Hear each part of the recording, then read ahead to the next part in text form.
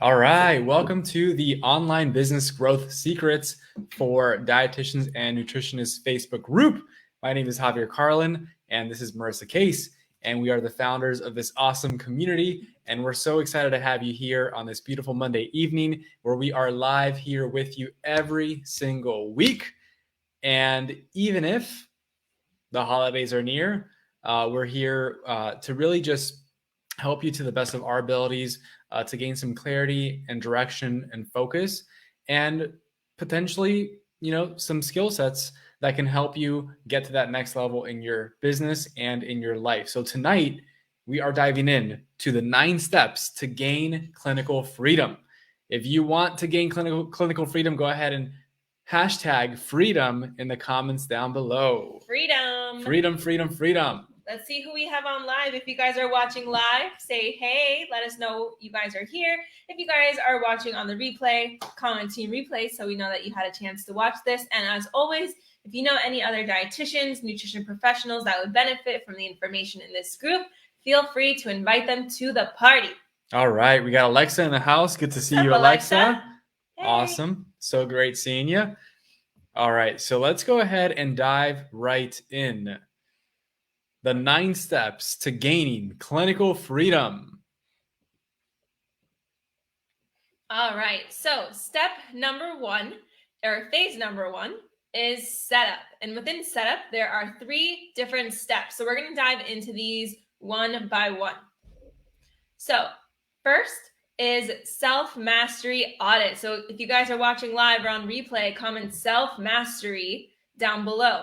So with the self-mastery audit, there are a couple things to keep in mind. So first and foremost, what do you want, right? What do you want for your business?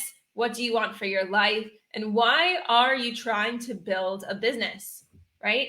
Next thing is, why do you want it? What actions must you take daily in order to move the needle forward in your business?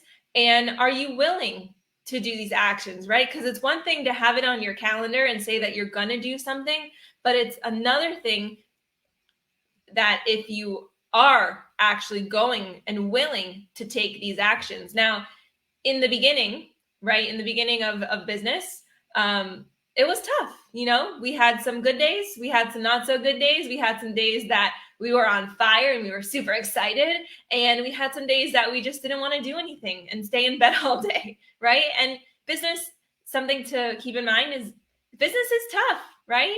Especially in the beginning, getting it off the ground. And one thing that really helped us in our business is we wrote our why, our motivational quotes, inspirational quotes, things to remember on some sticky notes. And we placed those sticky notes all over our house. I remember we had some on our bathroom. So when we were brushing our teeth first thing in the morning, we were able to see those sticky notes to remind us of our why we were doing it. We had sticky notes on our door. We had sticky notes everywhere. So that was one thing that really helped us keep the motivation going, even when it got a little tough. Yeah, 100%. And, it's one of those things that you hear constantly, but many people don't do it and do it daily. We need constant reinforcement, constant reminders of why we're doing what we're doing. So next, we have breakthrough planning. So once we've determined what we want and why we want it, we need to have a goal, okay? If we had, take the game of basketball, for example, right? If there was no hoop on either side, it would be a bunch of people running around without a purpose, without an intended goal, with nothing to shoot for. And they would look like, crazy people just running around in circles, right? So we don't want you to be a crazy person running around in circles. We want you to have a direct goal to aim for, so you have a much higher likelihood of hitting it. So you need to start with determining your goal.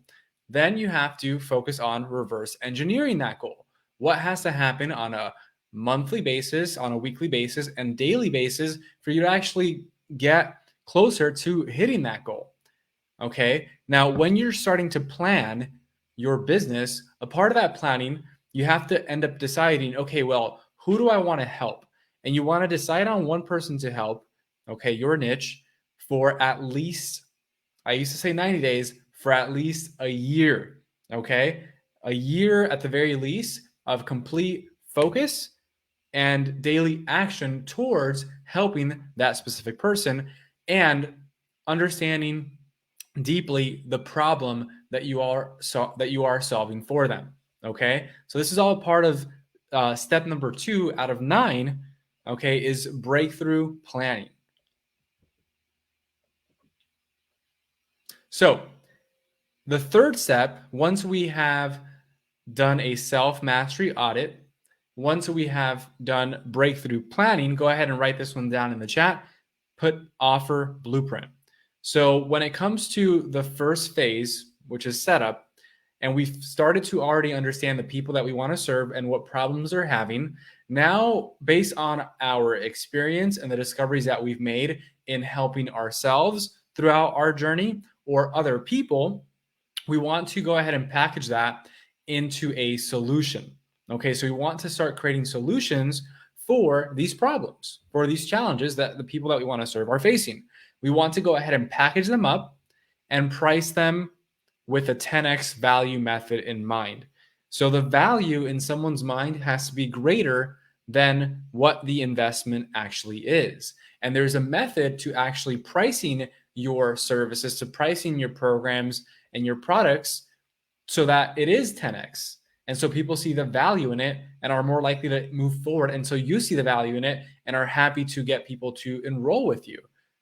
Okay. So this is step number 3 of 9 on the path to gaining clinical freedom.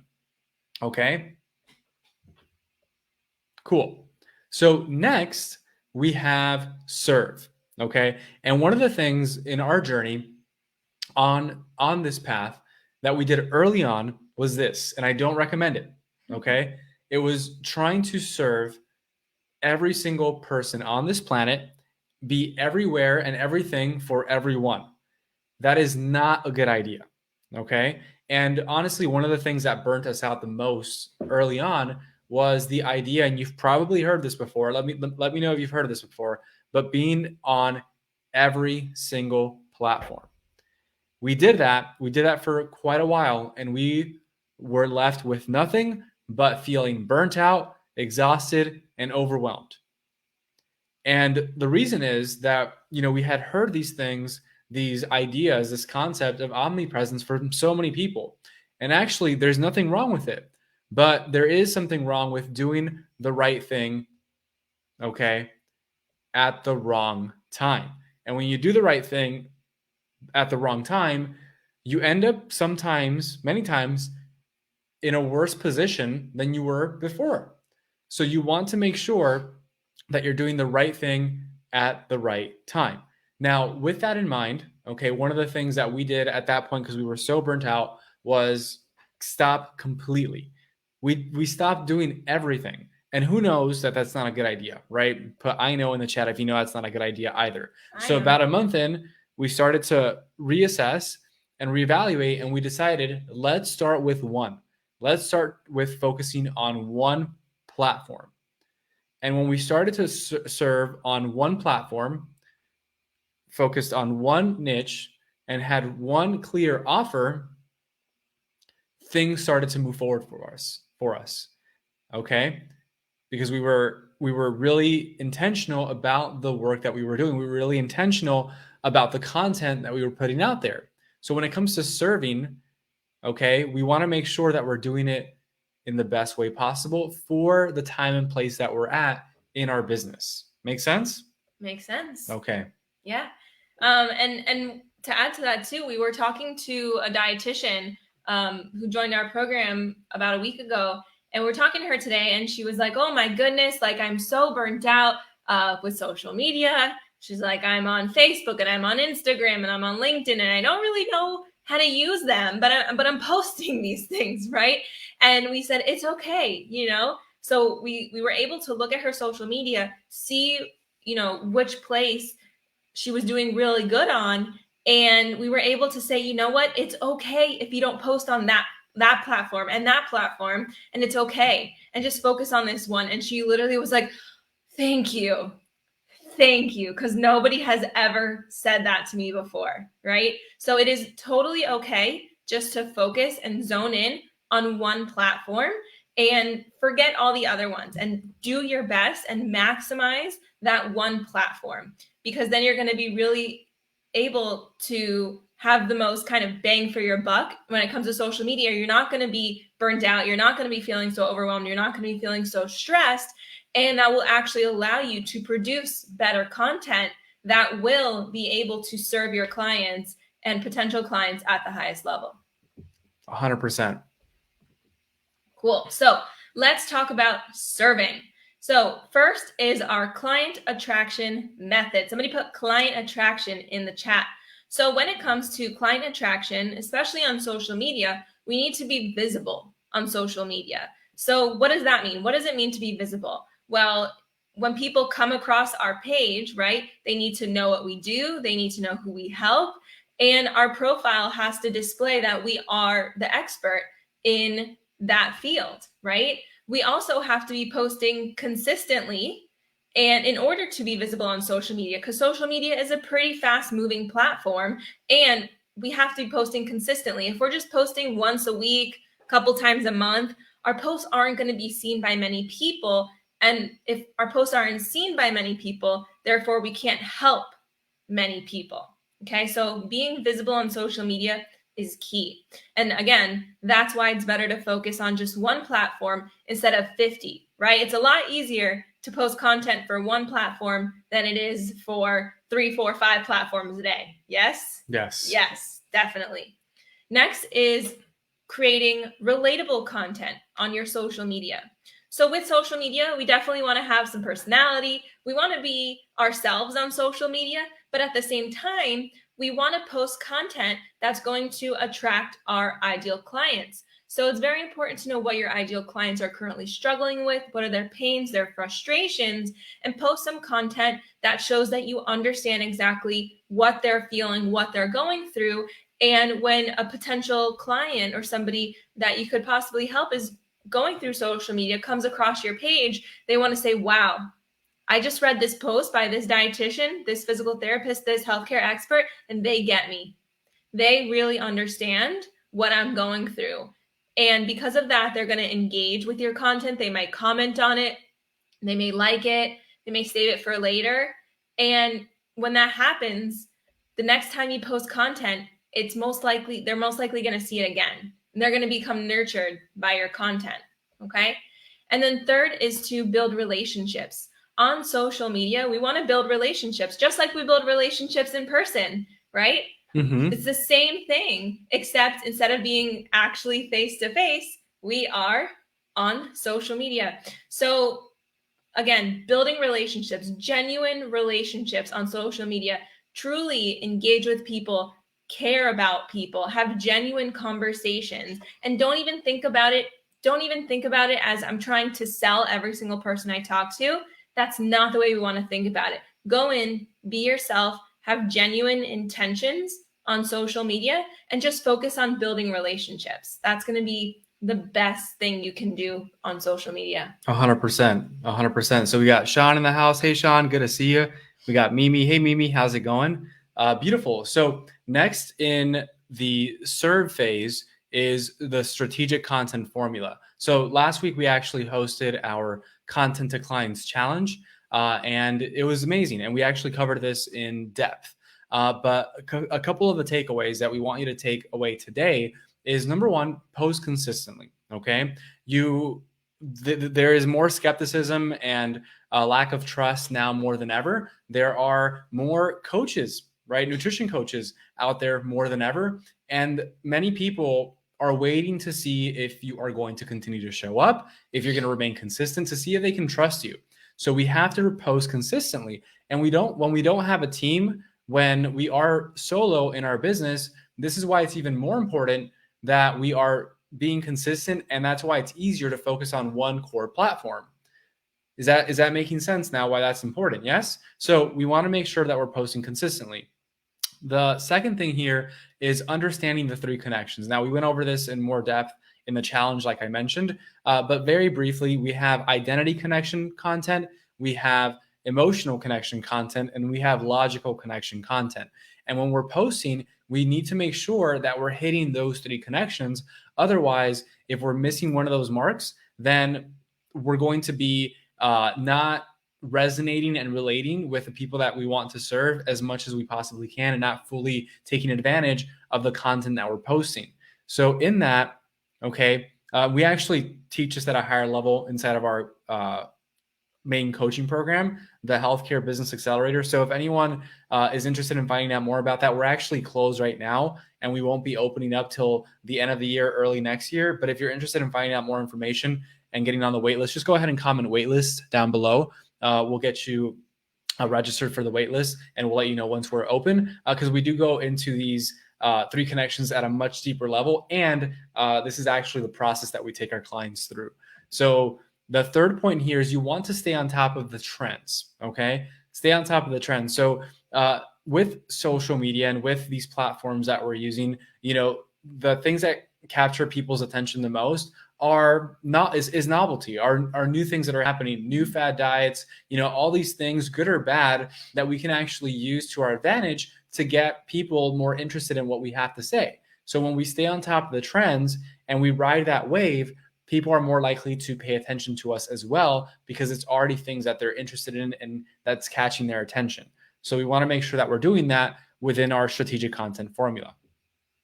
Okay.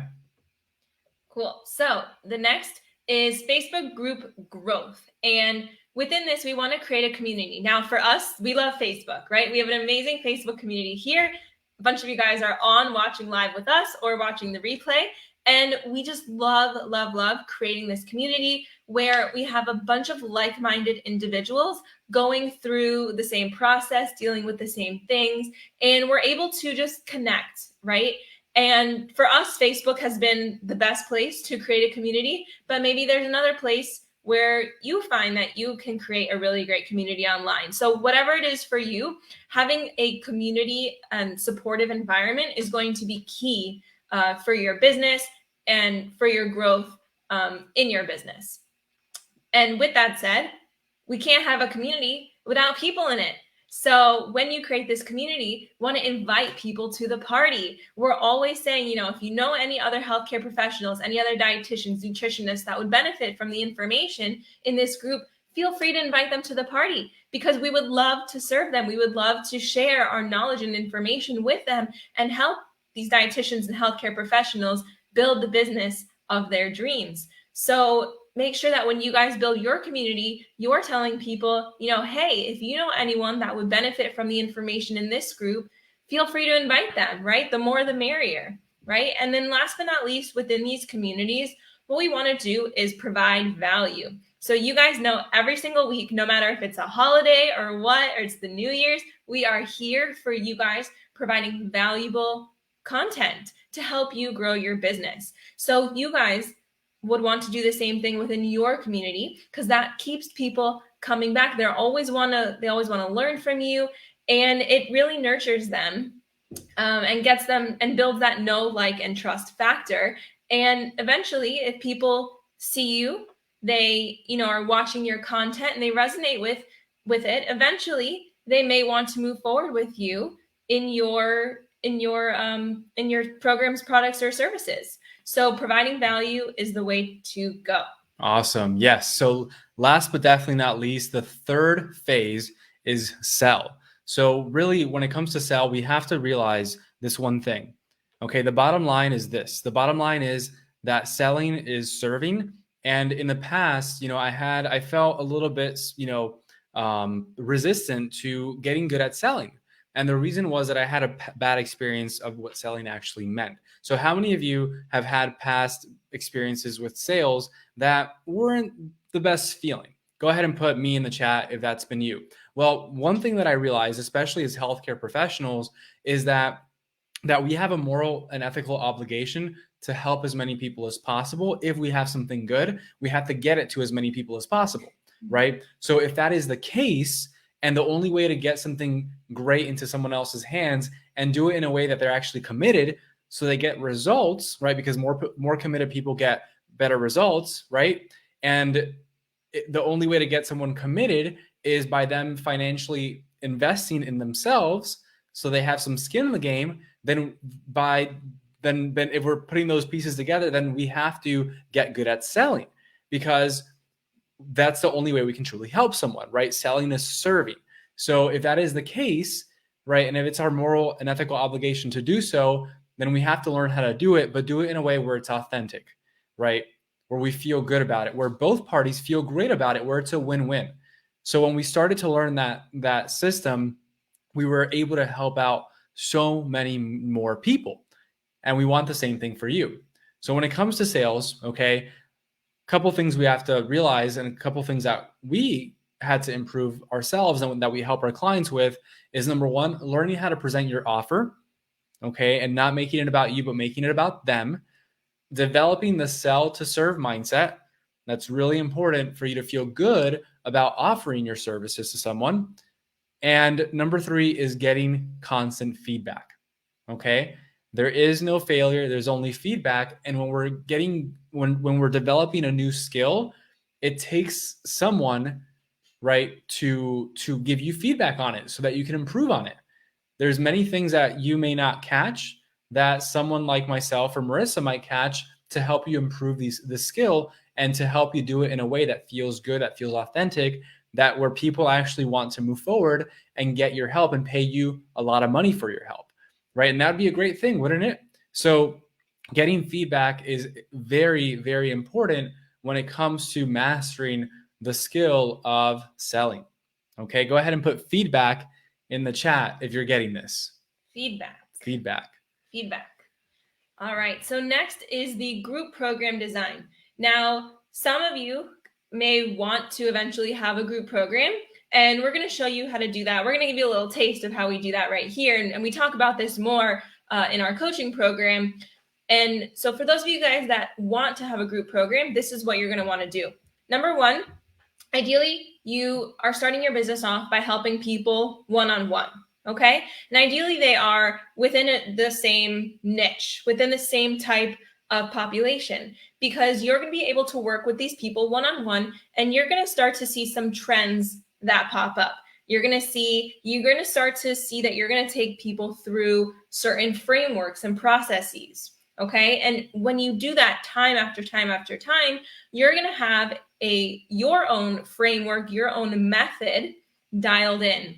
And what that's going to let you do is it's going to let you take multiple people and run them through your exact same program at the same time. And that's how you're able to have a group program. Now, for those of you that say, I don't want to have a group program, I want to work one-on-one, I truly, truly love working one-on-one, all good. You can definitely do that. You don't have to have a group program. So I just wanted to say that as well.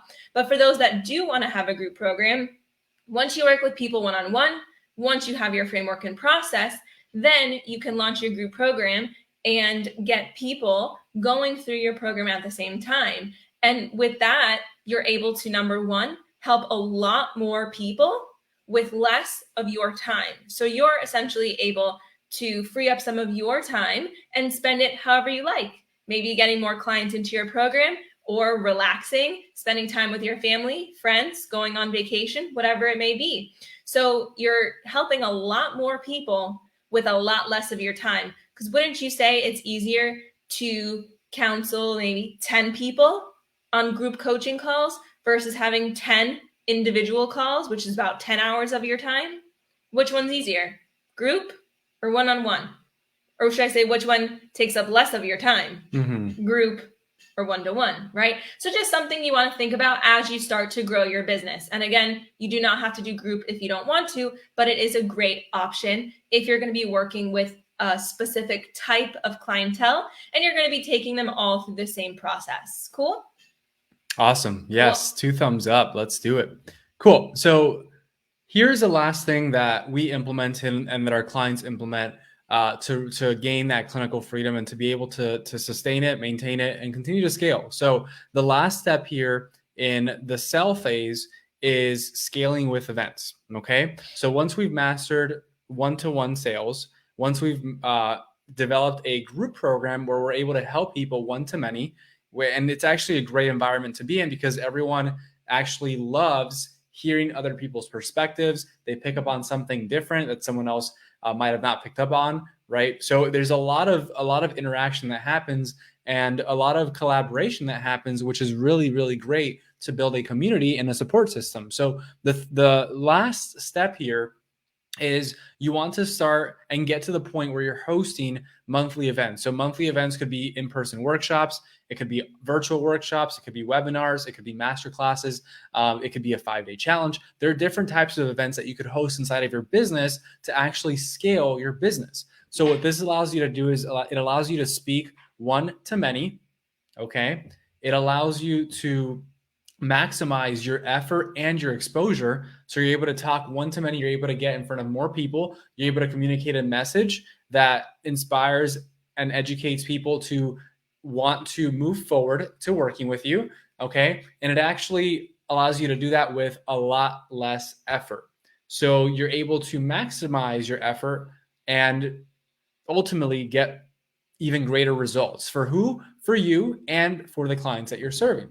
So the last point here is that actually allows you to scale your revenue because you're able to talk one to many, right? More people enrolling your products and services at one time or with greater ease. So now you're not just saving a bunch of time, right, by doing this one to many conversation as opposed to one to one, but you're also able to make a lot more money, right? And isn't that what business is about?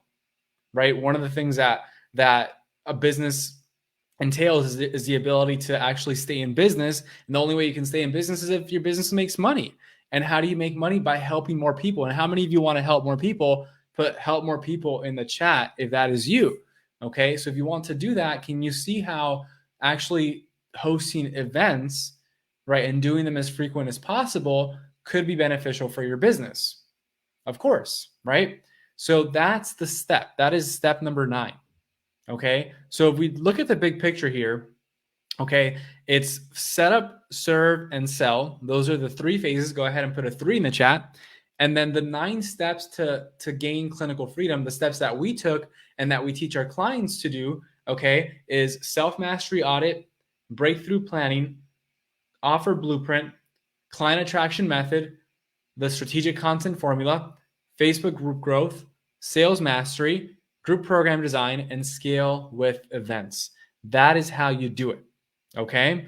So with all of that, we actually have to jump off in a moment. But for those of you that would love to implement and learn more about these 9 steps and how you can implement them into your own life, into your own business, so you can gain clinical freedom and beyond, like I mentioned, this is exactly what we teach our clients to do and to implement so they can take their life and business to that next level. If you want to go to that next level and you're interested in getting on the wait list because we are closed for enrollment right now, but you're interested in finding out more information and possibly working with us, go ahead and comment the word waitlist in the chat right now. And what we're going to do is we're going to get you a special registration link. It's going to put you on the wait list. Okay. So that potentially when we open up early January, you may have one of the first spots. It's not guaranteed, but you will be on that wait list. So go ahead and comment the word wait list if you're interested in one of the spots that will be opening up come January. Okay. So comment wait list now. We'll get you the registration link for that wait list at the end of the evening, if not early tomorrow morning. So with all of that, I hope that this was valuable. If this was valuable, go ahead and comment value in the chat so we know that you want more of these trainings every single week. And we will see you all next week, next Monday, 7 p.m. Eastern time. Good night, everyone. Hope you have a great rest of your evening. Take care. Good night. Good night.